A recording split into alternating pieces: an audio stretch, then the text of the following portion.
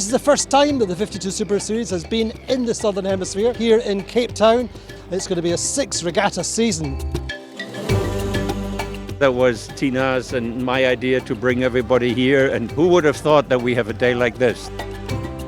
It was a great opportunity, first and foremost, from the Platiners who have been really active in the class. They really wanted to be able to bring this show here. And this year with the 6 races, it's close to 60 races and they all count. And it's really pretty impressive watching how hard the teams have worked to prepare for it. This makes it a long season and the pressure is to be competitive from the very first day. But there's also time and opportunity to enjoy and embrace the vibrant cultural melting pot that Cape Town now is. I've never been here before. It's a spectacular place to come to and to sail.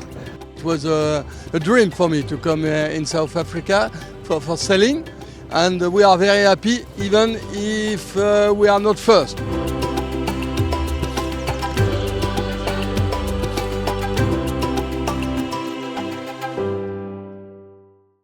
SHOSHOLOZA, SHOSHOLOZA. From about 15 or so years ago, South Africa wrote itself into sailing history with the emblematic SHOSHOLOZA America's Cup campaign, a programme which really punched above its weight on the strength of passion and team spirit. It launched the professional careers of many South African sailors in this fleet, and now there are hopes that the 52 Super Series in Cape Town will ignite a similar positive legacy. Without SHOSHOLOZA, we probably wouldn't have been here, you know. We all got thrown in the deep end, a little bit naive, and we had a great 5 years out of it, and fast forward 15 years and here we are. It's unbelievable. Even after all these years, it's a great feeling to see an old teammate of yours. It left a big mark on all of us. There are 1 or 2 new faces in the fleet though, as Azura draft in Michele Paoletti as their new tactician. It's super to sail with this boat and especially with this team. The down-to-earth, friendly Italian replacing Olympic legend Santi Lange, while laid-back American Jonathan McKee, himself a double Olympic medalist, steps onto Brunello to partner longtime pal and adversary Morgan Larson. I'm really honoured to have the opportunity to be here and to sail at this level. It's really exciting. And the French Paprec team are also back on the circuit.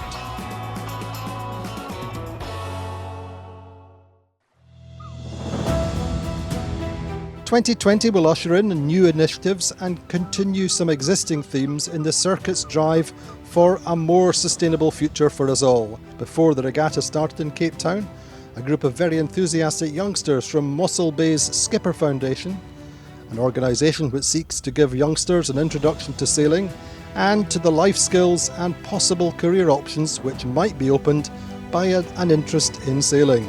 They will learn about to dream. You know, to dream is something, if you don't dream, you can't go forwards. I think we are on a good way and we should do it everywhere.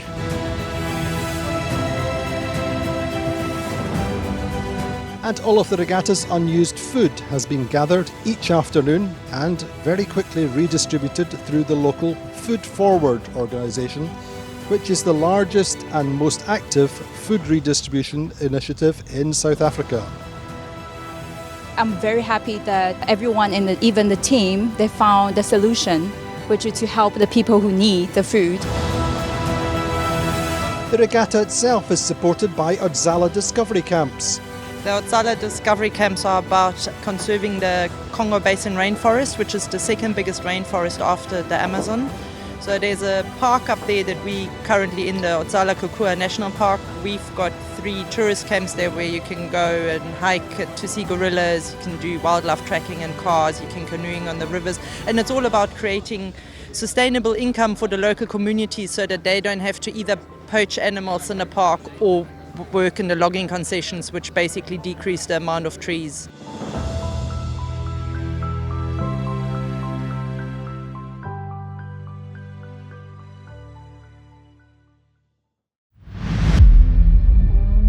Day 1. It's a dream start to the event for the hosts Team Phoenix, as local knowledge certainly helps out on the racecourse. Hasso-Plattner's Phoenix 11 are leading on the left side of the course early on and go on to win the first race. They fight back in the second contest to finish third behind Allegri, who won the second race. Phoenix 11 give the home supporters reason to cheer at the top of the table after day one.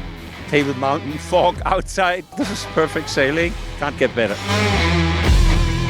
The second day, the breezes remain in the 10 to 16 knots. The regatta leaders Phoenix 11 extend their lead as they reel off a second win in the first race of the day. Sled have an unfortunate collision with training partners Allegra during the first race of the day. Damage to their carbon standing rigging means they can take no further part of the regatta and are sidelined, forced to accept average points. The real disadvantage for us is not being on the racetrack and learning for the Worlds as well. You know, it's giving all these guys another 3 days of sailing and racing amongst themselves that we're going to miss out on. Meantime, Azura strengthened their hand with a pair of second places, finishing second behind race 4 winners Brunasek, while unfortunately Phoenix 11, the home team, struggle with a couple of technical breakdowns. We had a little breakdown before the start, and that really got us on the back foot. And it was a day which saw a rash of incidents and many penalty flags, indicative of this early stage in the season and how competitive the racing is. Day 3 Quantum Racing bounce back and win the first race of the day. It's their first race win in fact since September on the circuit, and Platoon are back on song through the day after a difficult start to their regatta. Finishing second, they go on to win the second race of the day with a very substantial margin, but meantime Azura extend at the top of the leaderboard.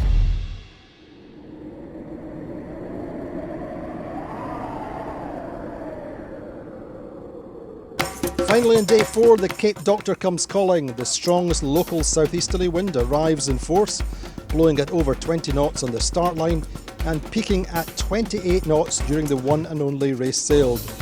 Up the first beat, the right offshore track is best. Allegra lead at the top mark from Quantum Racing with Phoenix 12 in the mix.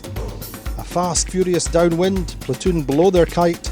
Brunanase make a nice gain using a wind shift and using the right hand mark looking upwind. They choose the better gate mark and go on to win the race. Quantum Racing in second and Tina Plattner gets third on Phoenix 12. Obviously, I guess this is what everyone expected from Cape Town. It will have some breeze at some point, and these boats are just great fun when the puff comes on and you go downwind at like 21, 22 knots.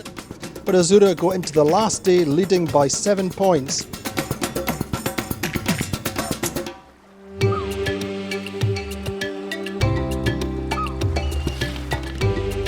After the Cape Doctor had blown hard yesterday, today there was no wind at all.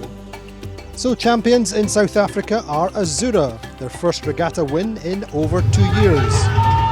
The feeling of winning here is great, so we are really enjoying. We want to dedicate it to one of our crew members, Ale Koja, that couldn't join us this week, and also for Pedro that did a very, very good job replacing him in a tough spot. So this is for them also. Second overall is a great result for the local favourites of Hasso-Plattner's Phoenix 11. That was a great regatta. We had a fantastic day yesterday. That was good for Cape Town, was good for the fleet. So the final results in Cape Town, Azura winning on 24 points, second Phoenix 11, Hasso-Plattner on 31 points, third Quantum Racing also on 31 points. Cape Town in the southern tip of Africa really has dealt up a fantastic first regatta of 2020.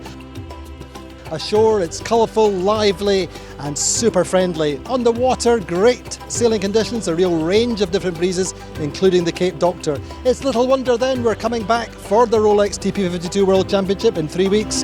Join us then.